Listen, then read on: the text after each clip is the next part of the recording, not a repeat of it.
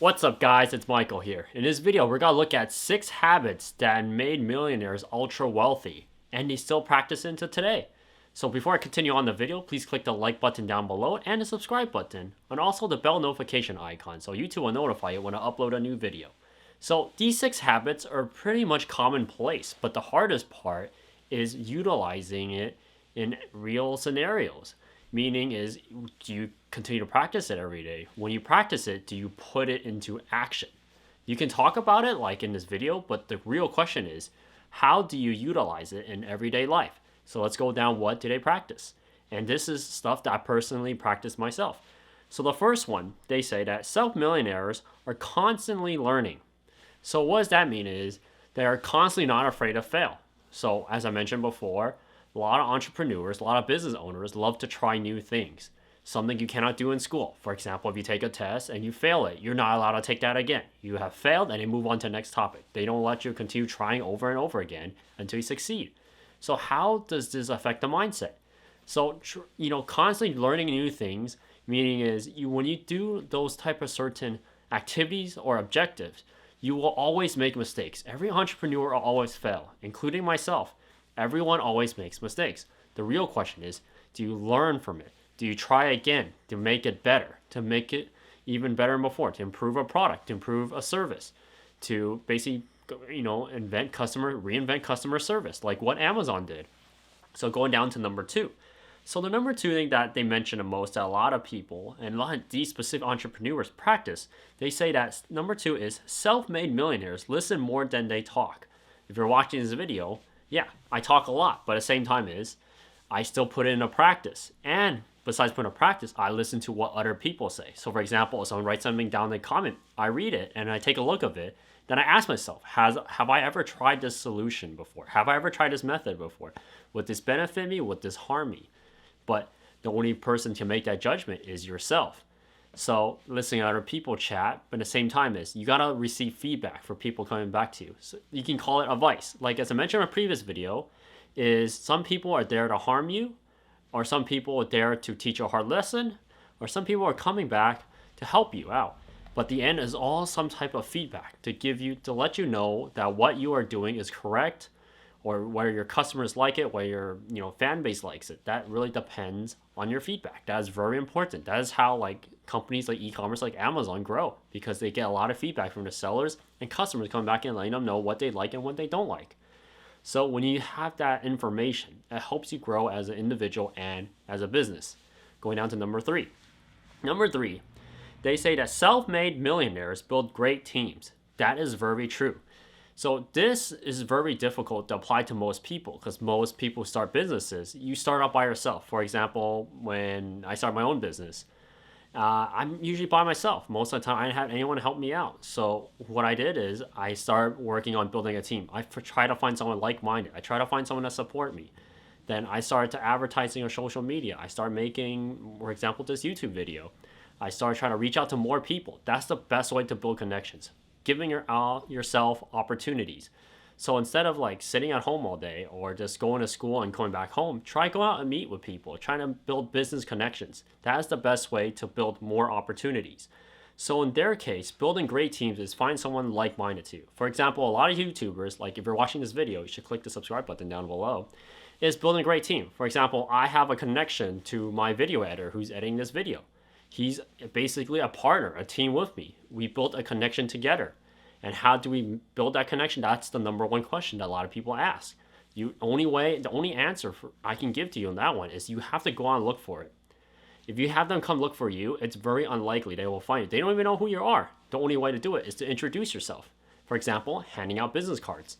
You go to an event or you meet someone, make a business card for yourself. If you're just starting out business, make a business card explaining what you do. If you have anything to do, then do something. For example, make a type of social media page. Make a following. And that can be part of your business card. It's a type of marketing that you have to do. Basically building value for yourself, which is very important in this day and age. Going down to number 4. The 4th habit is millionaires are self-made, and their self-made millionaires dream really big. Meaning is they're not afraid to think of the possibilities. And the way they state it, many of the millionaires in their study use a strategy called dream setting. So it makes sense. So, like example, you dream one day you want a big house or like a Lamborghini, Bugatti, Pagani, the list goes on. So it's mentioned in one of my previous videos where I talked about setting goals for yourself. So dream big is technically another term of setting goals for yourself. When you set goals for yourself and you write it down and you keep like a list and you start checking off the easy ones, and the easy ones, once you complete the easy ones, you move on to the next level, which is like somewhere in the middle. Then you go down to the hard ones or the more difficult ones. So dream big is basically another version of goal setting. If you don't have a goal, like for example, you start a business, you don't really have a goal, then it's really hard to figure out what path you want to take. So a lot of people are usually experience this in the younger ages, especially in high school and college. They don't know what to do. So how they set it is basically find something you like to do. Find something you wish. For example, you like to watch anime all day. Maybe you like to draw all day. Then make it a goal as you want to be an artist. Maybe if you like anime a lot, maybe you want to be a designer for a studio. Maybe a developer for characters. Maybe 3D modeling. The list goes on. Graphic design. So the list goes on for whatever topic it goes on. So going down to number 5, self-made millionaires prioritize their health, which is pretty interesting. And at the same time, I can't agree with it 100%. So this only, personally, I think it only applies that once you establish yourself, meaning your business is doing really well, you're making a really decent living, then yeah, you can prioritize your health. But in the beginning, it's pretty hard to do that because you have to work basically way more than before. You have to make it succeed. You have to work really hard, and prioritizing your health in the beginning is usually not the fundamental key for starting a business. That usually applies afterwards. Once you succeed, then you basically step back and work on your health more. Mainly, you don't have to work as much, meaning work more efficiently, dedicate more time to your family, take more vacations. So number 5, it's mainly for the end game, where once you establish your business, establish your foot on the door in whatever sector you're in, then prioritize your health going down the road.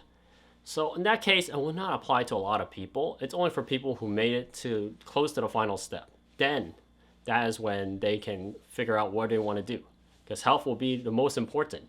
Yes, it's true, but at the same time is to start a business, some things you have to make sacrifices for. Going down to the last one, which is number 6, they say that self-made millionaires make their own luck. That is 100% true. So a lot of people think that what happens, it's like people who buy lottery tickets, or they like to do some type of form of gambling. It's like they wish they're gonna win. They say, oh, they're gonna get lucky, or maybe they're gonna land that job. They might come look for me. The best way to find success, the quickest way, is to create your own luck. Exactly like saying is, instead of having a job employer come look for you, you go look for the job employer yourself. So this can apply to many things. Making your own luck. So for example, oh my God, this guy's so lucky that he has this some object that you really want, or some type of key, or some type of vehicle, some type of house. Then the only way to make that happen is to do it yourself. To increase your chances for a more successful business, you have to go out and get it. Like businesses and customers will not come to you. The only way for them to come to you is for you to go out and reach to them. Meaning if you are providing a service or business, go on and reach them, go on and talk to them, build a connection with them. That's the only way to increase your chances of getting that customer. And in case of building luck, if you think you're lucky that getting this opportunity, to get more opportunities is to go out and meet more people. Then you open up to more opportunities. In this case, how to describe it is luck.